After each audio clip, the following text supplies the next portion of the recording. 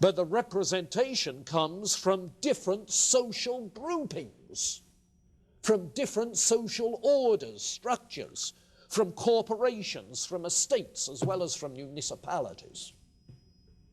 You see? Because spirit finds its free expression in the freedom of those groups, as well as in the individual. But the fullest embodiment of absolute spirit is the state.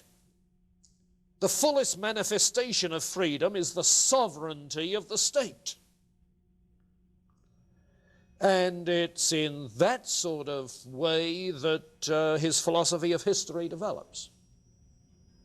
Because if the emergence of the nation state, which was the phenomenon of 19th century Europe, okay, if the emergence of the nation state is the growing manifestation of the freedom of the absolute spirit, then those nationalistic movements represent the work of divine providence as he understands it in the course of history, you see. And the nation state embodies that to which our highest loyalty belongs. And there's the philosophical roots of 19th century nationalism. Well, it's in that context that the British Hegelian F.H. Bradley wrote that essay I referred to on my station and its duties.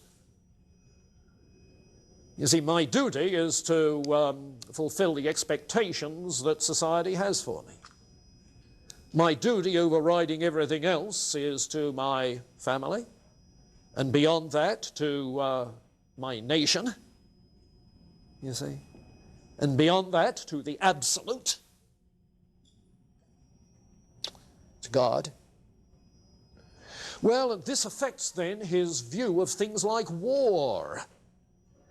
So he speaks of war as a manifestation, as an expression of the spirit of the nation, of the sovereignty of the state.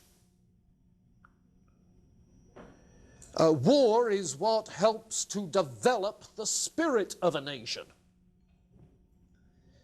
And I think it's in that Hegelian emphasis that you see Tennyson's famous poem about the Crimean War, The Charge of the Light Brigade. Do you know it?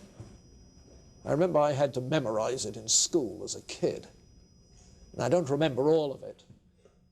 But the Charge of the Light Brigade was one of those stupid strategic blunders in which the cavalry charged right into the cannons of the Russians. So it goes something like this: cannon to left of them, cannon to right of them, volleyed and thundered, even though they knew someone had blundered. You know, and it's held up as the most glorious thing in the annals of military history because it manifests the spirit of a nation. One big stupid blunder, you see. Yeah, that's the Hegelian view. Well, I said that out of the Hegelian philosophy emerged some extremes of statism, particularly Italian fascism in the 20th century. Okay, and you have then a couple of pieces in the anthology dealing with his philosophy of history, and you'll be able to catch what's going on in that quite readily. Okay, question, comment. Do you see the way in which it unfolds, how it's going? This is a surveyish sketch, and the anthology gives you depth at selected points. All right, then, on Monday we'll deal with absolute spirit, which will include getting into his philosophy of religion. And that will wrap up our time with Hegel.